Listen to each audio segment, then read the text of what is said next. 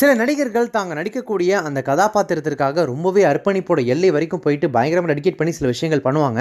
அந்த வகையில் அவனிவன் திரைப்படத்தில் விஷால் ஏற்றிருந்த கதாபாத்திரத்திலையும் சரி, குக்கு திரைப்படத்தில் அட்டகத்தி தினேஷ் அவர்கள் ஏற்றிருந்த கதாபாத்திரத்திலையும் சரி, அந்த கண்ணை ஒரு மாதிரி மாறுகண்ணு மாதிரி வச்சு தான் அந்த படம் முழுக்கவே நடிச்சிருப்பாங்க.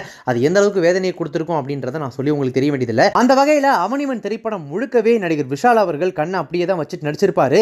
அதனாலேயே ஷூட்டிங்கில் அவருக்கு பயங்கரமான தலைவலி ஏற்பட்டிருக்கு. அது மட்டும் இல்லாமல் மண்டையெல்லாம் ஒரு மாதிரி குழம்பி ஒரு மாதிரி சைக்கோத்தனமாக நடந்துக்கிட்டேன் அப்படின்னு அவரே சொல்லியிருக்காரு. இதனாலேயே அவனிவன் ஷூட்டிங் ஸ்பாட்டில் பிரேக்கில் இருக்கும்போது விஷால் கிட்ட யாரும் போகவே மாட்டாங்களாமா. ஏன்னா மனுஷன் என்ன மூடில் இருப்பாருன்னே தெரியாது, பயங்கரமாக கத்திடுவார் அப்படின்லாம் சொல்கிறாங்க. இதற்கிடையில் இப்போ அட்டகத்தி தினேஷ் அவர்கள் குக்கு படத்தில் தான் அந்த மாதிரி நடித்ததை பற்றி அவர் ஒரு இன்டர்வியூவில் சொல்லியிருக்காரு. குக்கு படம் பண்ணியிருக்கவே கூடாதுன்னு இப்போ கேட்டாலும் நான் சொல்லுவேன். எனக்கு அது எப்போதுமே மைண்டில் இருந்துகிட்டே இருக்கும். அந்த படத்தில் கண்ணு தெரியாத கதாபாத்திரம் அப்படின்றதுனால படம் முழுக்கவே கண்ணை ஒரு மாறி வச்சுட்டு தான் நடிச்சிருப்பேன். அதை பண்ணதுனால 5 வருஷமாக கண்ணில் பிரச்சனை வந்து தலைவலி, கண்ணில் அப்பப்போ தண்ணி இப்போ வரைக்கும் வந்துகிட்டே இருக்கும்.